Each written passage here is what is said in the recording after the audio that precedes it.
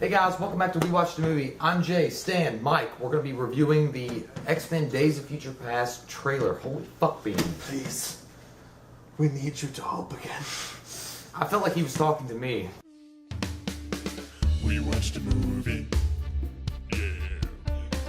We watched a movie. We watched it.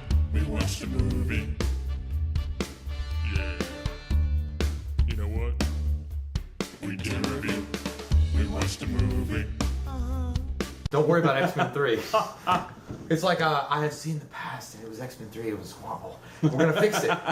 Oh my god. This trailer looked friggin' It was like a damn movie. Epic. Yeah, it really did. I mean, it told you so many things happening just that briefly, like what is it, like 2 minutes and 10 seconds or something like that. It told you so much what they're going to go for. Yeah. It's like Bryan Singer, which I'm kind of iffy about anyway as a director, but he actually said, I'm going to go back and make this a very like emotional, dramatic movie. Yeah. And it deserves it. And I mean, you know what? They saw the success of what they did with Man of Steel and what they did with like Dark Knight Rises and shit, like injecting that kind of emotion into a comic book movie. You know, I say that in quotation because most people are like, oh, fucking comic books. You know, they can put that kind of emotion in there. Bryan Singer's like, yes, we can put that kind of emotion in there and tell a human story. That's a great point, dude, because I think when you add that kind of like, since X-Men's happened, you've had those movies, yeah. You know, and you inject that darkness, that crazy shit into the X-Men like lore, yeah. I think you're right, man. I think that's going to be badass. And the thing is, I don't know, like some of the mutants that they showcased in it, it looked like one of them was Domino. I'm not sure. I've stopped reading X-Men comics a long time ago, so I don't remember who they showed.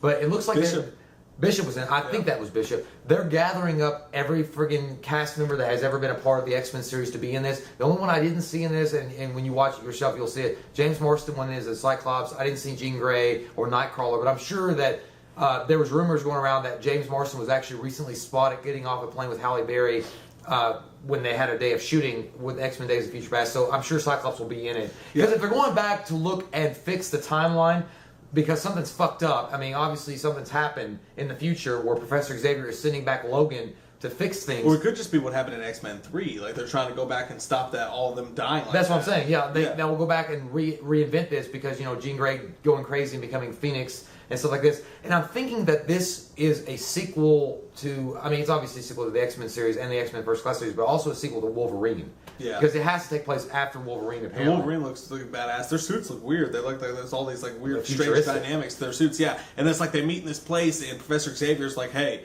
you guys got to go back in time and you got to fix this shit." He's like, "You know, you got to understand, I was a different guy then." And then comes in the tie-in with the X-Men X-Men First Class, which is so cool how they fucking do that. It's so fucking deep and like crazy. Like it seems like they add a whole lot of like torment and trouble into Professor Xavier that they've never put into him before. And that's what I loved, because finally somebody's realizing that X-Men is not just like a bunch of special effects and guys running around screen. I mean, The Avengers is a great movie, but it's not as deep and emotional, like anchoring as X-Men is, because these are people that are outcasts. These people that like they band together based on their mutations and they're a family versus like the world. I mean, they're trying to do good things. People spit on them and shit like that.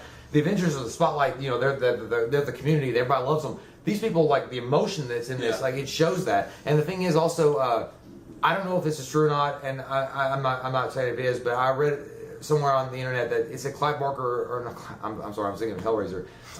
Bryan Singer had stated that, you know, people asked him where are the Sentinels, because he said there was going to be Sentinels in this. He said the special effects aren't done yet, so they didn't put the Sentinels in the movie, but they're going to be in it at some point. Well, they showed the guy who leads Trask, the guy from Game of Thrones, and they showed that for a second. But that's a whole nother level of shit. A whole nother level. That's a whole nother level of shit that they're not even talking about yet. And yet this trailer is still so supremely badass and insanely awesome. I think that, I'm not sure, and if you comic book fuckers know that, like the hardcore ones, correct me, but I think that the Days of Future Past in the comic book series of the X-Men, which is one of the more popular X-Men series, I think the Sentinels have finally taken over everything and run the mutants almost down to nothing. Like the Sentinels have been hunting them nonstop, almost to like extinction. Yeah. And this is why he's sending him back to fix this shit. The only thing I don't get, well, I guess because when X-Men 3 happened and Professor Xavier died, or you know he didn't die, Jean Grey's dead, Cyclops is dead. It took this dark, divergent path into this, you know, like Back to the Future, like this weird alternate universe, and he's going back to fix it now. Yeah. So Thank God. X-Men 3 fucking suck balls, and they can go back and fix it. And I love the idea that they're still going to interject some Wolverine Berserker style. Yeah. Do you want to suck my Berserker? Dick.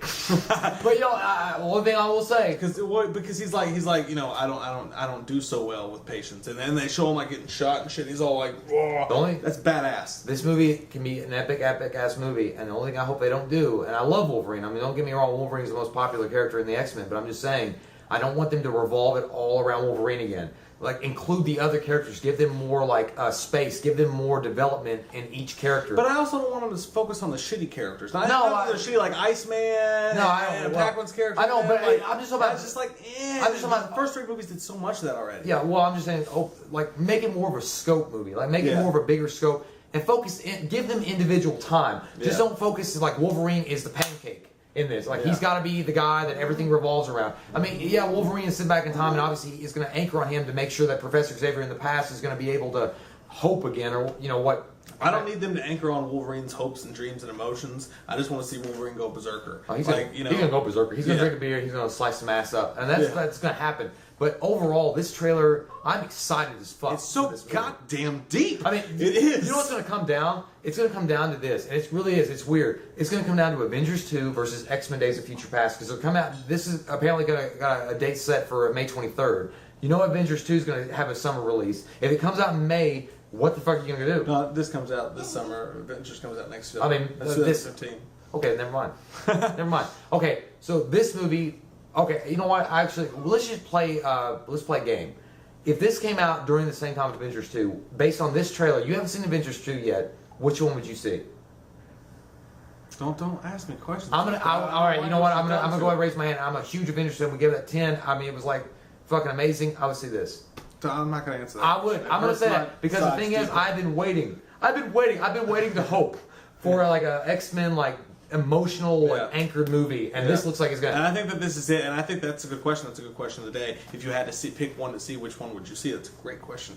But yeah, I can't answer it. It hurts my soul deep down. Right now, it's gonna be this. I'd probably see both. If you put a gun in my head, I'd see this one because you just watched the trailer. Yeah, I'm excited about it. I got that music. That you know what? I don't know if it's true. In my head. John Murphy, I'm thinking that's the guy, the composer. Sunshine. They ripped the entire Sunshine theme off of. It works so fucking well for this movie. It's fucking Michael Fassbender, Mr. Patrick Stewart, Mrs. Logan. How much money did this movie cost? Dude, there's so many great actors in the movie. Jennifer Lawrence, fucking everybody's in this goddamn movie. The X-Men First Class was a great movie. The X-Men series had its moments, and it was amazing at times and shitty at times. And you're mixing this all together, and it's just a fucking explosion in my brain. I think 20th Century Fox totally learned their lesson. They were like, all right, we fucked up with X-Men 3, we get that. And then they looked at Avengers I what? like that movie. All right, well, but they looked at what Avengers did, and they looked at how they developed each character, and they were all on screen, how this combined for this great movie. I just love that they found a legitimate way based on the comic book. Based on the comic book universe and everything, to go back and make this happen based on what happened in X-Men. That's great. It's amazing. So you know what the thing is, I was going to wonder. they didn't see him in the trailer, and I wonder if they'll. I mean, you saw Anna Paquin Rogue in this, which is weird because she took her break from her vampire sucking days, blood, not dick. But both. Yeah. But I didn't see Gambit at all. And it sucks because Gambit is such a great character. If they just gave him time, get him in there. Yeah, I mean, I know you don't like what's his face. I love Taylor Kitsch. I don't like Taylor Kitsch's portrayal of Gambit. I thought that maybe that was because they didn't give him enough time. It wasn't fucking. That wasn't fucking Gambit. But I'm saying that if they developed him correctly with the kind of emotional impact. I love Taylor Kitsch, but he's not the right actor for Gambit. I don't know. He looked all right. Yeah. But anyway, so that's our quick review. I mean, it's a 10 trailer. For me, it's a 10 trailer. Definitely. Totally pumps me up. I'm hyped. I wish it was fucking May 22nd. I know. I can't wait for that shit. So, yeah, that's our question of the day. If Avengers came out right now and this movie came out right now and you had to pick one, you can only see one and the rest of your life is shit, which one would you guys see? Which movie would you pick? And what did you think about the trailer? Give it a rating 1 to 10. I'm Mike. He's Jay. We'll see you guys next time on Your Only Hope. Believe. We watched a movie.